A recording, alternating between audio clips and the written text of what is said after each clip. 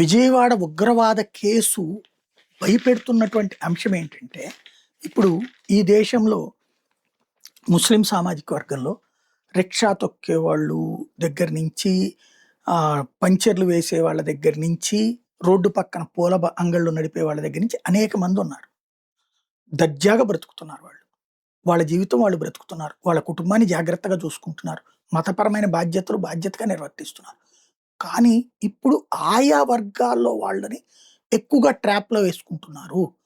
విజయవాడకి సంబంధించిన ఉగ్రవాద కేసులో దొరికినోళ్ళు ఎవరు పెద్ద పెద్ద కోటీశ్వరులు గాదు. పోనీ అద్భుతమైనటువంటి శక్తివంతులు గాదు. వాళ్ళ పేదరికం కారణంగా, తక్కువ సంపాదన ఉంటున్నటువంటి కారణంగా వాళ్ళల్లో ఉన్నటువంటి అభద్రతా భావాన్ని క్యాచ్ చేసుకున్నారు. వాళ్ళకి మత పిచ్చని రాజేశారు. వాళ్ళలోనే మత పిచ్చి ఉంటేనే రాజేయగలరు. ఏమీ లేకుండా సృష్టించడం ఎవడికి సాధ్యం కాదు. వీళ్ళకి మత పిచ్చి విపరీతంగా ఉంది. ఆ మత పిచ్చని క్యాష్ చేసుకున్నారు అవతలోళ్ళు. ఒకళ్ళు గిగ్ వర్కరు, ఈ హోమ్ డెలివరీలు చేసేవాళ్ళు, ఇట్లాంటి చిన్న చిన్న పనులు చేసేవాళ్ళు. ఇప్పుడు నేను హైదరాబాద్‌లో దొరికిన అమ్మాయి పనమ్మాయి. ఇట్లాంటి స్థాయి వాళ్ళు కూడా ఈ ఉగ్రవాదం వైపుకి ఆకర్షితులవ్వడం ఒక ఎత్తు. వాళ్ళకి ఈ ప్లాట్‌ఫారాలలో లింకు కలుపుతుండటం మరొక ఎత్తు. అంటే వీళ్ళు ఇంకెంతమందిని నాశనం చేస్తారు? అంటే ఎవరిని నమ్మాలిప్పుడు మనం?